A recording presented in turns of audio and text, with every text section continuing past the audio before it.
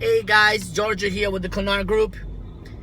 On the way to the office, stuck in traffic. Route 80 is pretty much at a standstill. I think there is a massive accident that happened on the express lane and it completely halted the entire situation. We're moving at a very, very slow pace, barely moving. So decided to take a few minutes to go over an item that has been really coming up a lot in conversations in this past couple of weeks, and it's about what a first-time home buyer should look for and what they should buy. We're helping a lot of people getting into homes and achieve the dream of home ownership, and I always come to explaining, or at least attempting on explaining, what is the best case scenario for them and what will be the best options. So the dream, everybody's dream, is to have the house with the white picket fence and be able to barbecue in the backyard and have, parties and the family in there, okay? Maybe have a tree, and one day when you have children, build that tree in the house. And it's everybody's dream. I mean, that's just what the American dream has been for generations and generations. But what is happening lately is that as population increases, and depending on the area where you live, there's other options. There are condominiums, multifamily houses, and ways for people to own a house and not spend as much. I was actually showing Juliana this morning the difference between buying a house in Arizona, in northern New Jersey, or in central South Jersey. $500,000 in northern New Jersey buys you a small house. In Arizona, a mansion, and in central Jersey, a decent house. So budget also has to be taken into consideration. But what I'm talking about here is, should a first-time home buyer look at buying a small one-family house, or they should be looking at buying a condominium, or should they buy a two-family house or a multi-family house? What's the difference between the three? On a single-family house, you're on your own. You buy the house, you pay your mortgage, you pay your taxes, you're responsible for that full amount by yourself. You have privacy, you have your own house.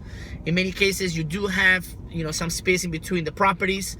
In some cases, like a townhouse or, a house like in Patterson, let's say, which is a city here in New Jersey, the houses are very close to each other, so they're almost touching, so there's not much room. But you're responsible for everything. So, you have to take in consideration into your budget what the full cost of the mortgage will be. And remember, a mortgage includes what we call the PITI: principal, interest, taxes, and insurance. In a condominium, you get to share some areas with the other residents of the condominium. A condominium is an apartment in a complex. The beauty of it is that the maintenance is smaller, so you don't have to worry about cutting the lawn, painting the shades, or making sure that the house on the outside is clean, because it's all done for you. You pretty much live in the house, live in the apartment, you share common areas. You do get charged a maintenance fee on a monthly basis, and in many cases and many times, even though your taxes are smaller, because in a condominium you don't have land that you have to pay taxes on, and you share a percentage of what the full taxes for the condominium would be, the maintenance fee added to your monthly expenses, you tend to almost match what a single family house will cost you in your own. But at the same time, a condominium is good for a first-time home buyer, because if they are younger, or let's say they don't have that much time because they live in the city, or they have long hours of work and they don't have time to take care of the house, the condominium will kind of help you have a nice place within budget and not having to worry about having a house to take care of or tend to. A multi-family house, it's a property where there's more than one unit in the building.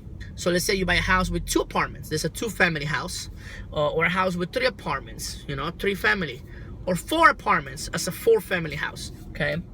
A lot of the mortgage programs allow you to buy a house between 2 to 4 families and still be considered for a regular residential mortgage and not be considered a commercial unit. Like the condominium, for example, that's a commercial unit, and then you just buy one unit in the entire building. But if you were to buy the entire unit and then rent out the apartments, it will be a commercial deal, so you wouldn't be able to qualify for residential lending guidelines. So on a two-family house, for example, the beauty of it is that, yes, you have your own house. In many cases, you have your own backyard, your fence, and all of that. But you get to collect rent from one of the apartments, or in a multi-family unit, like 3 or 4, from 2 or 3 apartments. So let's say that you buy a $300,000 home. If you were in a single-family house, you're responsible for the entire pity of it yourself. Call it $2,500 a month. If you were living on a two-family house now and it cost you $300,000, the monthly mortgage payment is still $2,500, because it's just the same. It's the same rent, the same mortgage, the same interest, the same taxes, the same insurance. But now you're already collecting money from one of the apartments. Call it $1,500 for an area like Clifton or Little Falls, which is here locally in northern New Jersey.